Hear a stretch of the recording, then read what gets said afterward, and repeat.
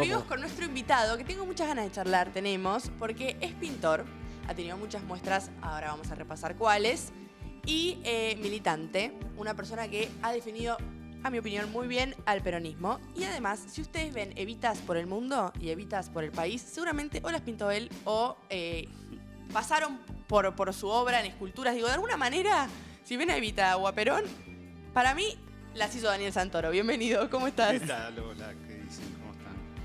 Bueno, queríamos arrancar, por lo menos me dan muchas ganas de entrar en una faceta que une estas dos, de militante y de artista, por una palabra que a mí no me gusta, que es difícil, porque no sé si está bien decirlo tampoco, y es una palabra que se ha apropiado el ambiente de Milei por completo, y no sé si está bien que se la apropien. Te lo dejo la respuesta a vos, sobre la batalla cultural. Digo, ¿está bien? ¿Existe lo que se llama una batalla cultural? Bueno, sí, está la intención. El tema es que cómo se desarrolla y cuáles son los posibles resultados, que nunca son, siempre terminan siendo muy paradojales. O sea, nosotros tuvimos nuestra batalla cultural y el peronismo la tuvo antes también. Y siempre se dan batallas y nunca se sabe cómo terminan o cómo resultan. Digamos, el tema es que en un ejército, cuando da una batalla, se sabe el que pierde, el que gana, el que avanza. En la batalla cultural parece que se gana y en realidad se pierde, ¿no? Porque como son del orden de la política, o sea, el núcleo de la batalla siempre es político, no es cultural exactamente. Entonces está regido por ciertos mandatos, y entonces cuando se fracasa, por ejemplo, el peronismo se ha especializado en fracasos también, ¿no? Y a veces la batalla cultural continúa dándose y se gana, paradójicamente, y a veces se está ganando políticamente y se está perdiendo la batalla cultural. O sea, no coinciden, digamos, hay un desnivel en eso.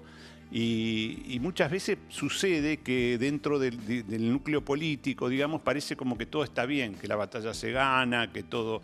Y como nos pasó últimamente, ¿no? Y resulta que afuera estaba pasando otra cosa totalmente distinta. Y estábamos perdiendo la fulera, ¿no? Y eso son las lecciones que se da. Parece que adentro está todo bien y resulta que afuera no, o sea, era nada más que un clima que nosotros nos armamos. Entonces nos decimos cosas y nos convencemos de algo que afuera nadie está enterado siquiera y están yéndose para otro lado, ¿no? Y eso son pérdidas de batallas. Y ahora mismo tal vez o sea, hay una batalla cultural que se está dando. Y se está dando en un campo desconocido, me parece, que esa es la verdadera cuestión, ¿no? Yo estoy viendo, por ejemplo, que la gente huye a los templos, como cuando se anuncian grandes catástrofes, ¿no? En todas las civilizaciones hubo momentos en que se huye hacia los dioses, y está pasando eso en tiempo real. Huir sería acudir. Acudir, sí. O sea, huir a refugiarse al templo, ¿no? Y eso está pasando en tiempo real ahora mismo. Y la política todavía me parece que no se está dando cuenta de eso. La política en general, incluyo a Milei también, ¿no? De la forma en que se está dando eso, es muy... por un lado, a mí me interesa muchísimo. Yo nunca estuve lejos de la religión. Y me parece interesante lo que está pasando. Se están convirtiendo al catolicismo, por ejemplo, masivamente. ¿Nunca estuviste lejos porque sos creyente o nunca estuviste lejos porque te interesa como investigarlo? Siempre tuve una cercanía, más o menos, o sea, una cercanía con cierto cinismo incluso, ¿no? Con distanciamientos, pero siempre algo entrañable ahí, algo funciona del orden familiar y demás, y a veces con cierta racionalidad también. Y hoy en día lo estoy captando eso, cantidad de streaming, por ejemplo. Es verdad. Con núcleos este católicos año sumaron fuertes. Programaciones peronistas, pero en streamings peronistas también sumaron programaciones católicas. Sí, bueno, en Vorterix, por ejemplo, hay un programa... Es el programa más visto. Claro. No es el de Lupita Rodríguez, es el católico. Sí. Católicos, aparte ultramontanos también, en un punto, o sea, preconciliares, católicos de la vieja estirpe. Se llama Reporte Minoritario, sí. Que está Porrini, que son todos muy capos, aparte en lo suyo, ¿no? Puedo estar o no de acuerdo, no importa, pero hay una chica que es teóloga también. Y o sea, cosas que eran impensadas. Y de pronto sí, y de pronto los templos se llenan otra vez y o sea, hay un cambio de época, hay un cambio, o sea, está cambiando realmente, el mundo está cambiando en tiempo real, lo estamos viendo hoy en estos días incluso. Vamos a ver hasta dónde llega esto, ¿no? Y tal vez estemos en un cambio de época fuertísimo y que de nuevo lo religioso es relevante. Antes era totalmente irrelevante, estaba toda la cuestión un poco marxista y demás, y ahora lo que se puso irrelevante es el marxismo. Y eso es raro. El peronismo lo que tiene es que soporta todas las torsiones, o sea, es un jersey que se acomoda, ¿viste? Si llega a lugares que parecía, bueno, no hay más, y sí llega, ¿viste? Y entonces cubre también, todo el tema católico lo cubre muy bien el peronismo, en algunos aspectos. Hay otro peronismo, es decir, todavía el peronismo tiene esa flexibilidad de poder ser de izquierda y de derecha. Sí. Y eso es muy interesante, porque si deja de ser interesante, que cuando se pone complicado es cuando se niega uno a otro, ¿no? O sea, se dice el peronismo bueno es el de izquierda, el peronismo malo es el de derecha. O al revés, ¿no? Claro, y entonces sucede en eso, ¿no? Cuando hay captura ideológica sería, ¿no? Cuando hay una captura ideológica, el peronismo ahí es perdidoso. En general el peronismo es el peronismo, punto. Yo no afilio a ninguno de los dos y creo en los dos, me parece que es interesante, cada uno tiene lo suyo, pero no tengo una afiliación ideológica en ese sentido. Y entonces hay peronismo, cuando hay una estructura, digamos, cuando es más, digamos, cuando se puede sacar de encima los catarismos, hablando de religiones, los cátaros son los puros, no quiere decir puro cátaro. Y entonces toda institución hay una tendencia natural al catarismo, o sea, a la purificación. Sí. ¿Viste? Llegó la hora de la purificación, dicen los Simpsons, ¿viste? Que aparece siempre un loco que está con una escopeta. Sí, que adelantaron todo, además, los Simpsons. Adelantaron todo. Todo está en los Simpsons, sí, eso lo veíamos con mis hijos, que en el colegio, que era un colegio católico, le prohibían ver los Simpsons. ¿En serio? Cuando salieron, no, estamos hablando de 30 años, 20, sí, un poco menos. Y sí, era recomendado no verlo porque era una cosa que agredía a la unidad de la familia y demás. Wow. Sí, era interesante. No sabía que eso, los Simpsons sí. estaban en la lista de herejes. Sí, un poco, viste, como discretamente, pero decían, no dejen que los vean los chicos porque Mirá. no es recomendado eso. Pero bueno, nosotros lo único que hacíamos era ver todos los Simpsons y hacer comentarios, reírnos, ¿no? Pero claro, ese tema de que aparece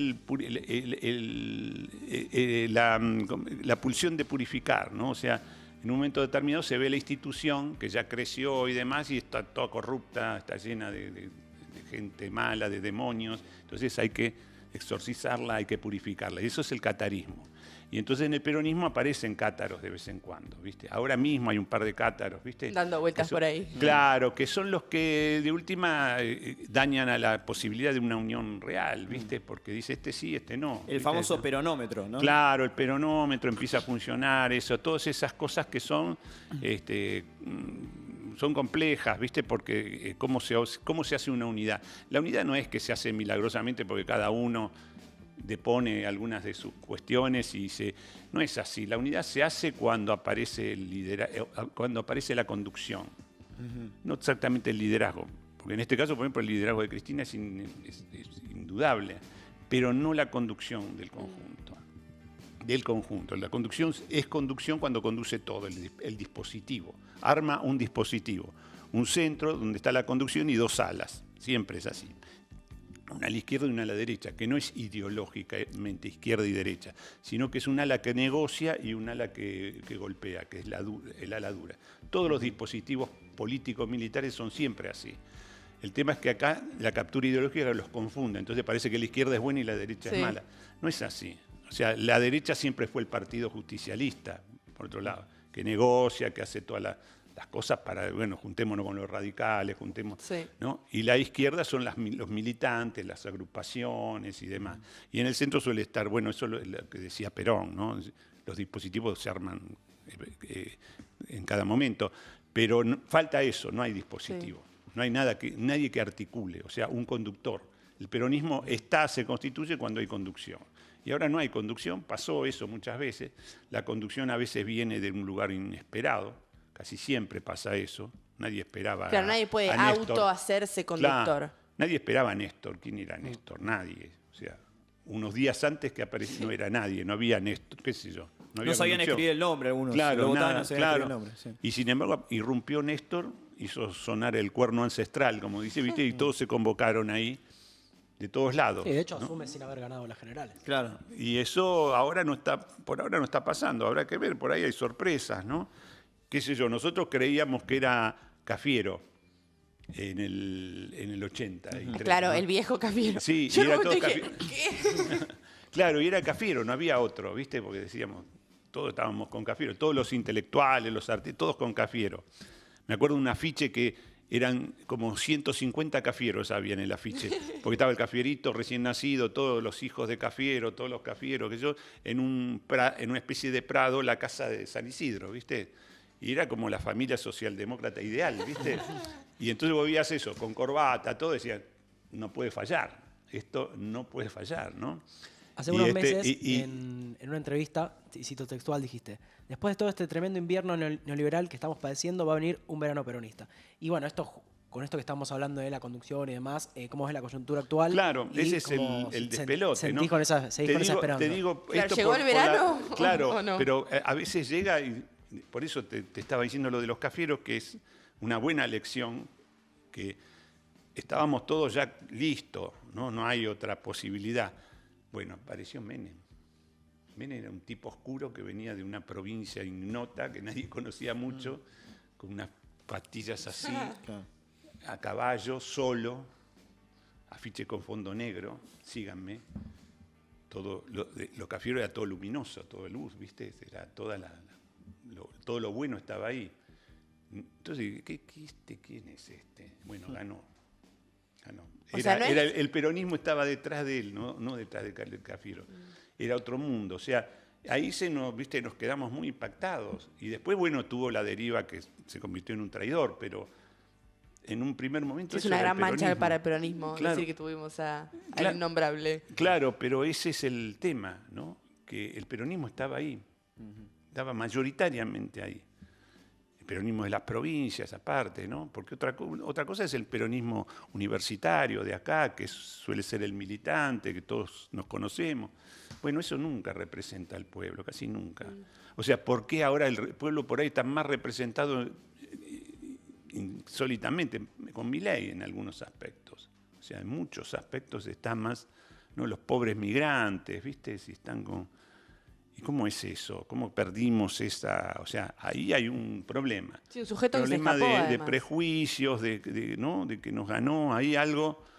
es eso, ¿no? Lo políticamente correcto, el mundo universitario otra vez, y cosas que el pueblo... o sea, todo es muy paradojal. Cuando vos abrís muchas universidades, esto es una cosa que se conversa y duele incluso, ¿no? Abrís todas las universidades del conurbano, te metés en el conurbano profundo y decís, bueno, entonces ¿qué mejor que esto? Le estamos dando una oportunidad. Sí, eso produce un resentimiento en el interior del pueblo tremendo, tremendo. Y que se cree que vive acá a la esquina y ahora se hace el doctor, que está estudiando arquitectura para abogado. ¿Qué va a ser abogado? Que es un pelagato peor que yo. Se sale bien el tono. Es ese tono, además. Sí, Viene con ese tono. Sí, y entonces eso circula mucho en el interior del pueblo y produce fracturas. Se hace fractura todo. Y el tipo de al lado vota a Milei. Incluso por resentimiento, porque que se cree que ahora qué. Y bueno, todas esas cosas. Y otra cosa es cuando el mundo universitario es una élite lejana. Eso ¿no? también Que se es la vieja produjo. universidad pública también, pero que está lejos de esos avatares populares. Y entonces, sí, el doctor, ¿viste? Es el doctor. Entonces se le tiene respeto porque es como alguien que está muy lejos, ¿viste? No es el que está al lado, que es un pobre tipo como yo. ¿Sí? Ese tipo de cosas que uno dice, qué virtuoso, en realidad está sembrando la semilla de eso que después te sorprende, ¿viste? ¿Y esto cómo puede ser que pasó esto? Bueno, pasó esto también porque abriste universidades en el conurbano, ¿viste? Entonces es todo muy loco, ¿no? Pero también pasa por esa cuestión. O sea, cuando haces algo así, para que no tengas problema tenés que poner la enseñanza universitaria obligatoria, como es la escuela secundaria y primaria. Sí. Entonces no vas a tener ningún quilombo. Porque el que no estudia es porque no va a haber beneficio. Claro, esa distinción. No hay una distinción en el interior. Claro. Pero producir esas fracturas internas es gravísimo, porque la coherencia del pueblo ahí se pierde también. Tenemos un pueblo dividido. O sea, qué fuerte que una medida que sea para igualar termine siendo una medida que distinga. Que distinga, exactamente. Y eso es tremendo. Bueno, eso es un detalle, pero digamos, pasaron muchas cosas más para que terminemos en esta monstruosidad, ¿no? Porque esto es un horror que nosotros producimos también. O sea, ayudamos nosotros en esta, por el pésimo gobierno, por supuesto, de Alberto, pero aparte por un montón de equivocaciones en las que nos fuimos olvidando, pensando que el mundo, ese mundo regido por ciertas cuestiones de la corrección política, de la universidad, de los mayores derechos, todo está bárbaro, pero hay algo ahí que no supimos capturar, el núcleo popular, que la temperatura popular es otra. Las iglesias evangélicas tienen que ver, ¿no? Hay cierta cosa yo me acuerdo, me invitan a un congreso del Partido Justicialista, como siempre se hacen hace dos años más, ¿no? Antes de las elecciones, es del PJ de Capital. Entonces, estaban todas las comisiones, todo lo que puede interesar a un ser humano estaba en forma de comisión, ¿no? Cultura y comunicación, que es la que me tocaba a mí, ¿viste? Bueno, entonces veo todas las comisiones, cantidades, y no había comisión que se dedicara al tema de lo religioso. O sea, la dimensión religiosa no importaba.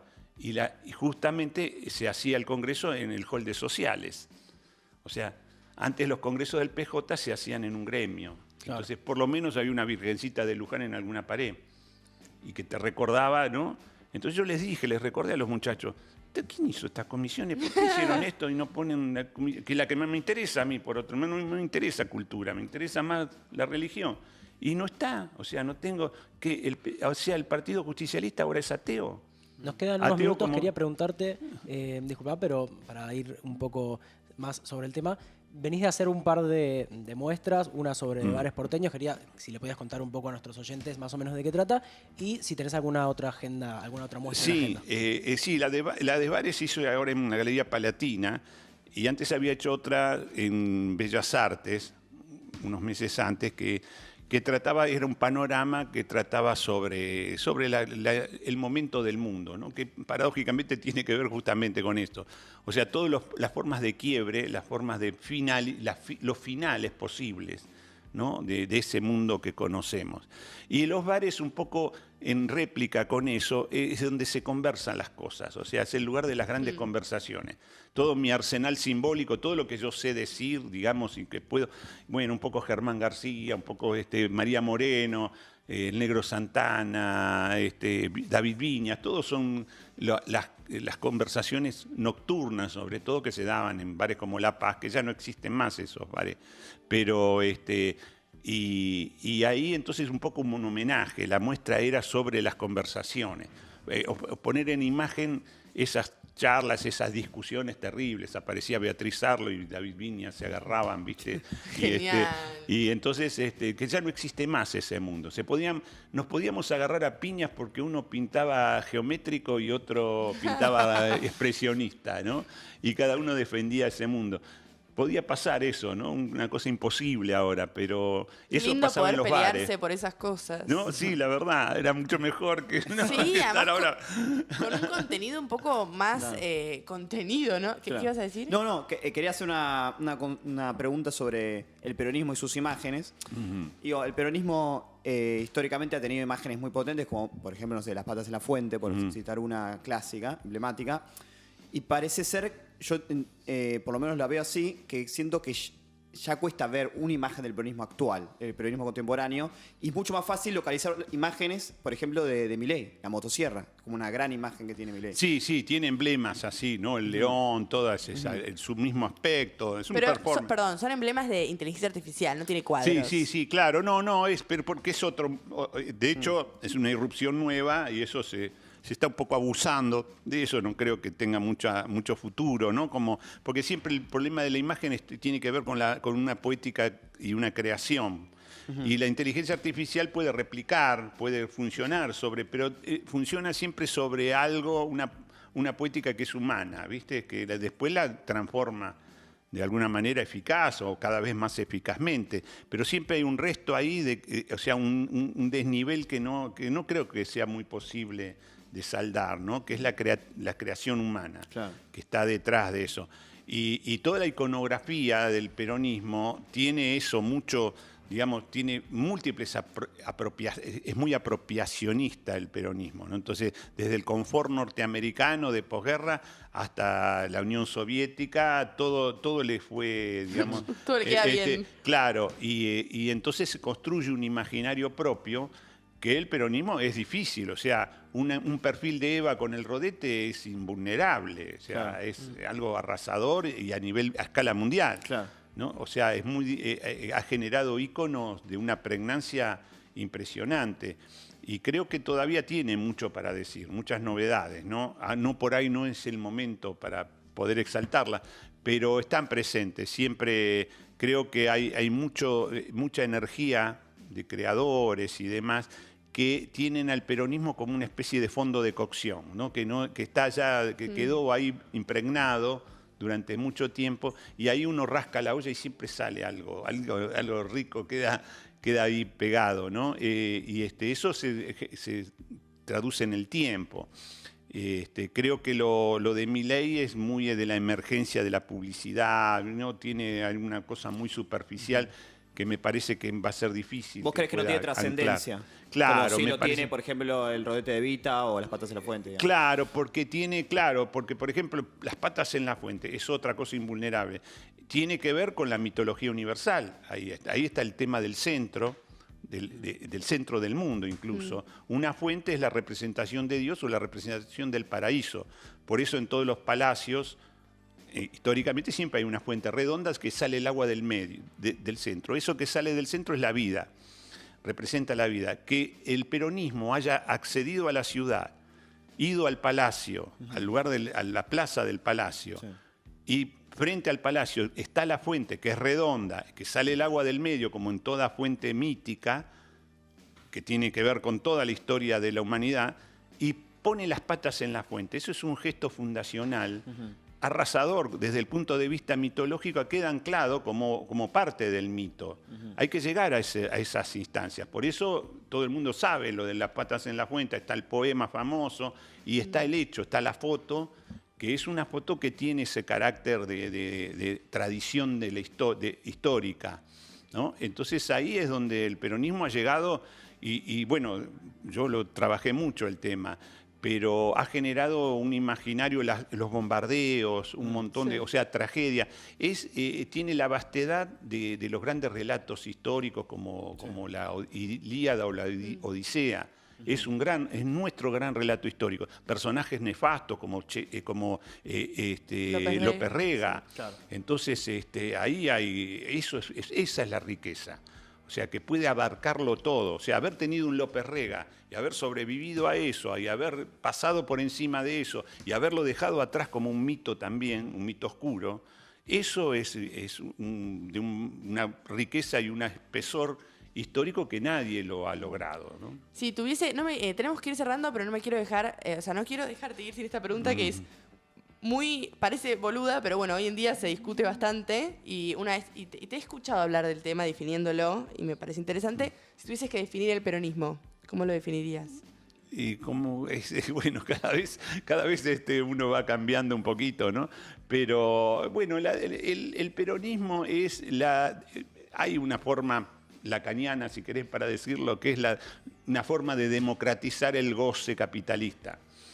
Lo han logrado mejor que nosotros, en forma más eficiente y cruel, los chinos, por ejemplo. Los chinos han logrado algo parecido, que es la dirección, a través de la dirección del Partido Comunista, han incorporado el goce capitalista controlado, eso sí, pero gozan del capitalismo. El peronismo intenta eso siempre, y produce una tensión. Gozar del capitalismo y no entregarse a la dirección del capitalismo, que es lo que han controlado los chinos. Lo hizo sobre todo Deng Xiaoping, no más que Mao. Mao hubiera hundido la revolución Mao después de la revolución cultural y fue un fracaso tremendo. Y gracias a Deng, que fue el que hizo el verdadero invento chino, más allá del papel y la seda y ¿cómo se llama? Y la pólvora, es esta forma de gobierno que tienen actual. Un capitalismo controlado por la dirección del Partido Comunista Chino. Fantástico, como les sirve muchísimo, han salido de la pobreza y tienen un éxito tremendo. Esperemos que siga. Genial, buenísimo. Muchas gracias, Daniel, No, por favor. venir. Estemos atentos a sus muestras, porque además me quedo con que el peronismo tiene la iconografía. Los libertarios solo tienen imágenes de IA. Inteligencia artificial. Así que con eso cerramos.